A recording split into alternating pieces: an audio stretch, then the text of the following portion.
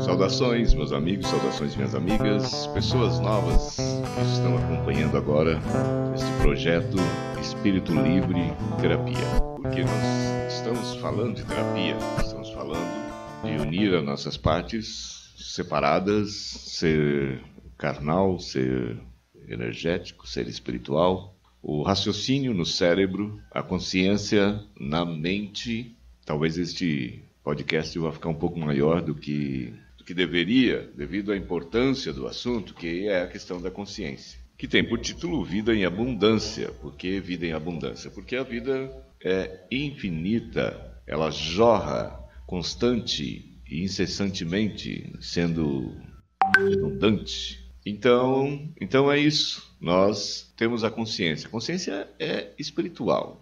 Nós temos que entender que o corpo humano tem um cérebro racional e o espírito desenvolveu a mente. E existem correntes espirituais, encarnadas e desencarnadas, que querem dizer que correntes malignas, eu diria, que são correntes malignas, mal intencionadas, muito mal intencionadas, que querem dizer que a mente é para ser ignorada. Ora, se você ignorar a mente, você ignora o seu espírito, você fica... É como não ter o cérebro. É uma pessoa com problemas no cérebro, não é uma pessoa com condições de dominar a sua própria vontade, o seu próprio eu, a sua própria individualidade. Se você nega a sua mente, como dizem que é para não ouvir a mente, não sei o quê, sabe? Na mente está todo o seu... a sua memória de tudo que você é, tudo que você fez, tudo que você viveu, desde o princípio, perdido no espaço-tempo, da irrupção, dessa coisa incrível, estupenda, maravilhosa, divina, cósmica, que é o espírito e a consciência. Então nós temos no corpo humano, nós precisamos do cérebro, o espírito precisa do corpo humano, precisa do cérebro, para que ele se sustente com consciência plena no corpo humano. Claro, daí, isso aqui é a parte que ficou do capítulo 5, e daí tinha a questão também do livre-arbítrio, a questão do ser humano decidir, não, eu não vou mais por aí, porque é óbvio que aí é perigoso, né?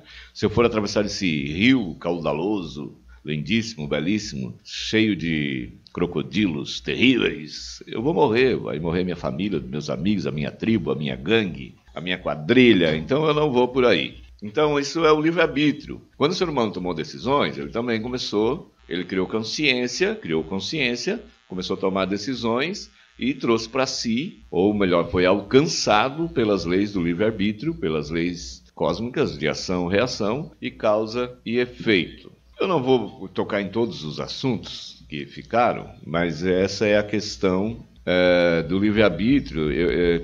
Somos obrigados a falar sobre isso, porque nós queremos a graça, né, das forças divinas para empregar na satisfação das nossas paixões terrenas. Quer dizer, quando percebemos que é possível entrar em contato com o mundo espiritual e com o nosso espírito poderosíssimo, divino, a princípio, como não adentramos ainda a questão da diferença entre ser materialista e ser espiritualista, mas quando o materialista percebe que é possível esse intercâmbio entre o corpo humano físico, entre o plano físico, não é bem apropriado dizer plano físico, mas por enquanto vamos deixar assim. Lá na frente nós vamos entender as diferenças, sutis diferenças entre o que é estarmos na dimensão da Terra e o que é a dimensão do mundo espiritual. Então queremos, como materialista que somos e preocupados que somos com a fome, com ter onde morar, né, ter um companheiro, uma companheira de vida, ainda queremos ficar ricos para poder... A busca da riqueza, a princípio,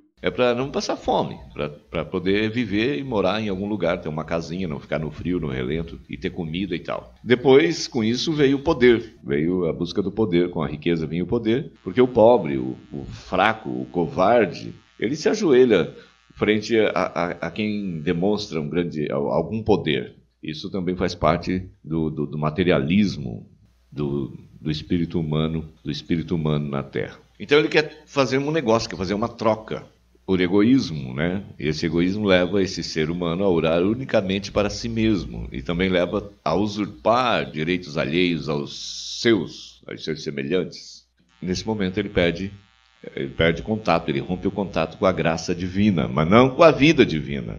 A vida em abundância, a pessoa pode perder o contato com a graça divina, né? Ele vira um descrente, mas não perde, Deus não deixa de alimentá-lo constantemente com a vida. E à medida que vai usurpando direitos dos outros, ele vai ficando sem essa vantagem, que não é uma vantagem, é um direito, né? Somos herdeiros, né, da divindade. Daí, o que acontece? Por isso que eu não quero tocar nesse assunto agora e tal, né? Mas aí as pessoas vão atrás de quê? De rituais, de amuletos. Precisam fazer rituais para agradar os deuses, amuletos para atrair energia e tal, porque perdeu a graça, né? Perdeu a graça. É uma coisa engraçada, não falar graça, porque nós temos como graça uma piada, um gracejo, e não é isso. Então, mas eu não vou entrar muito nisso aí ainda, porque é perigoso, né? Então, essa é a introdução, tem aqui, ficou... Não vou entrar em todos os detalhes, não estou lendo, eu fiz tópicos. Então, vamos deixar assim por enquanto, e vamos partir para o capítulo 6, que estou temendo que vai ficar um pouco maior, talvez eu venha dividi-lo em duas partes. Então, quando o homem criou consciência, ele criou consciência do quê? O que é? Criou consciência. Criou consciência de que está vivo, que existe. Eu existo. Isso é tomar consciência. Eu existo. Então, ele deixou de ser uma besta meio selvagem, meio besta, meio selvagem, meio besta. Não besta no sentido de ser besta, né? Besta no sentido de ser uma coisa selvagem. E sempre foi, nasceu, surgiu, violento e ávido,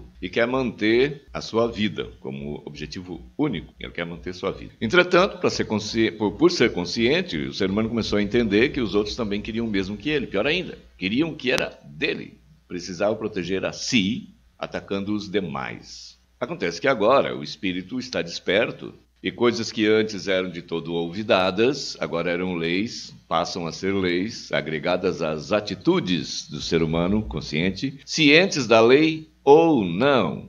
Aí, já quero fazer um parênteses aqui, porque isso vai ficar grande, porque os livros sagrados dizem de todo o planeta, né? Aqui para nós, na cultura judaico, greco-cristã, romana, apostólica, nós temos aí a expulsão do paraíso, mas em todos os livros sagrados da história da humanidade tem essa cisão.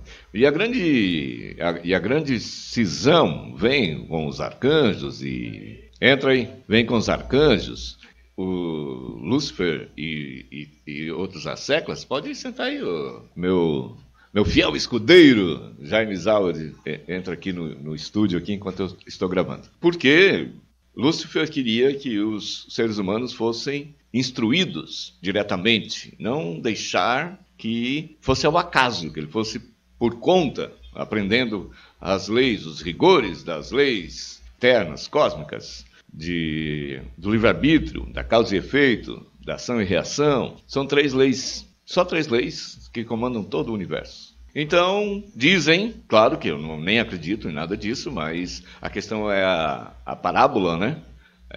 Que houve essa cisão porque Lúcifer achava que era necessário, que poderia o ser humano ser instruído diretamente pelos anjos e os arcanjos e os outros espíritos já mais entendidos do assunto, aqueles espíritos mais velhos. Sendo assim, houve toda a cisão e tal. Então, passaram-se centenas de encarnações e ainda estamos aprendendo, desconfiando de que alguma coisa está errada no modo que levamos a vida. Mas continuamos levando a vida. E fomos aprendendo.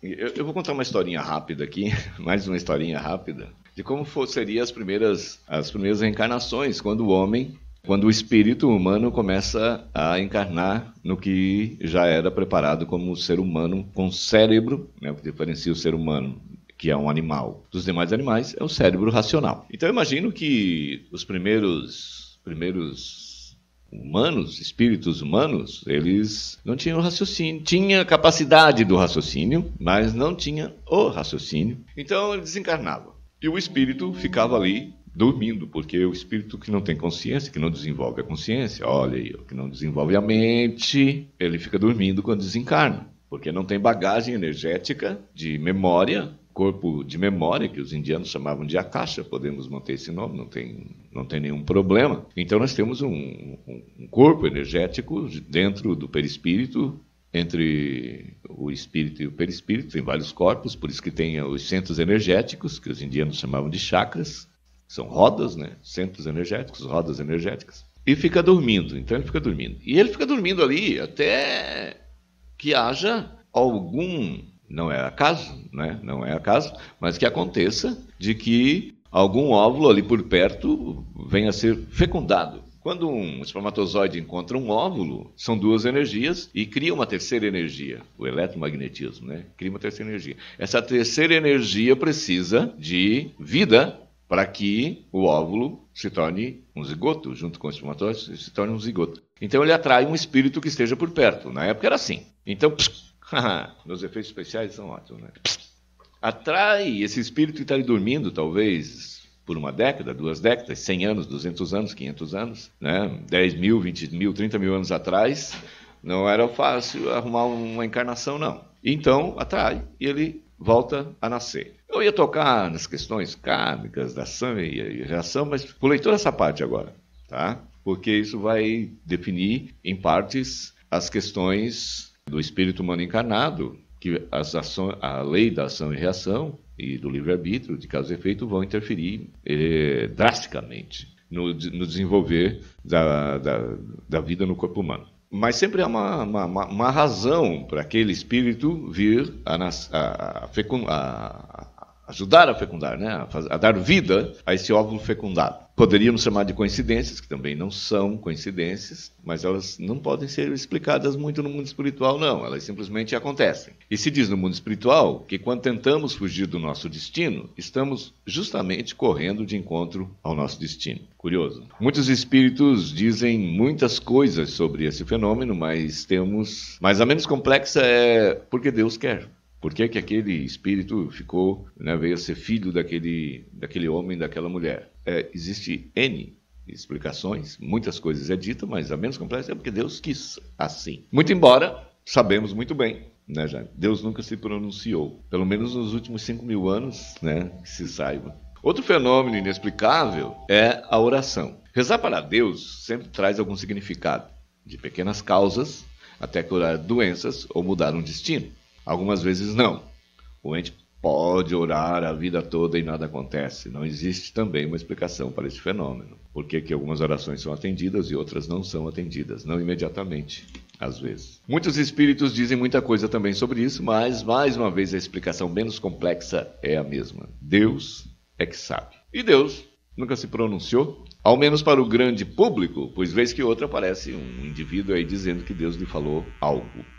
Eu ouvi Deus falou comigo. Ah, que maravilha, né? Jesus de Nazaré alertava para que se ouvisse os espíritos, ouvisse o que eles diziam e o que eles dizem, e que atentássemos para entender se as palavras ditas por esses espíritos, por essa gente que diz que falou com Deus, para ver se as palavras vêm de Deus.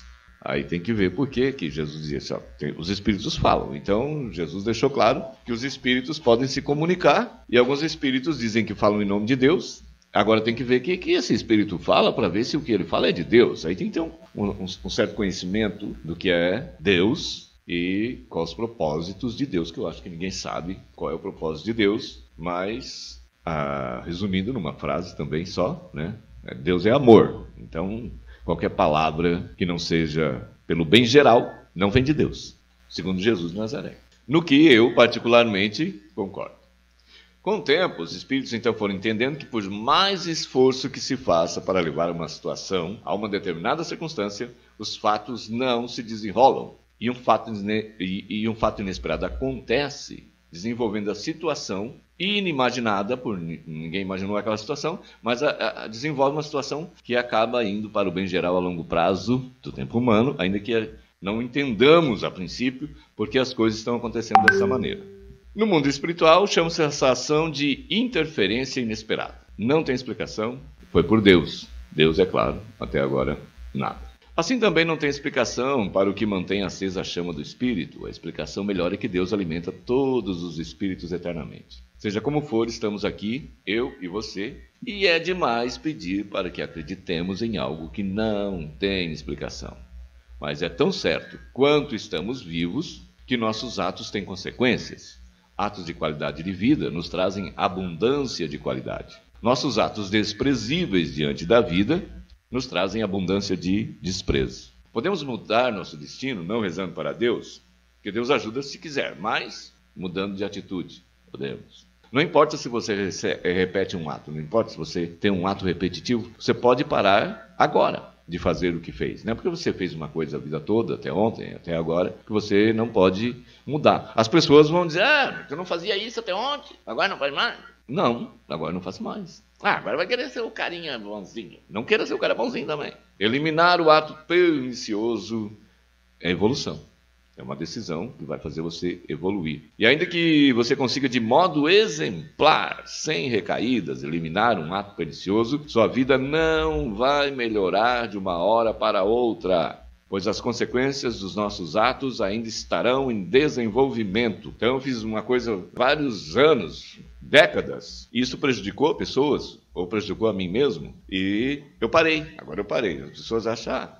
Eu ouço muito, eu estou indo no centro espírita, mas já faz um ano, e a minha tristeza não muda, a minha vida não muda. Claro, né? As consequências, elas é como uma enxurrada, uma tsunami. Ela vem com força, ela vai perdendo força, mas ela não para agora. Ela vai diminuindo, vai parando.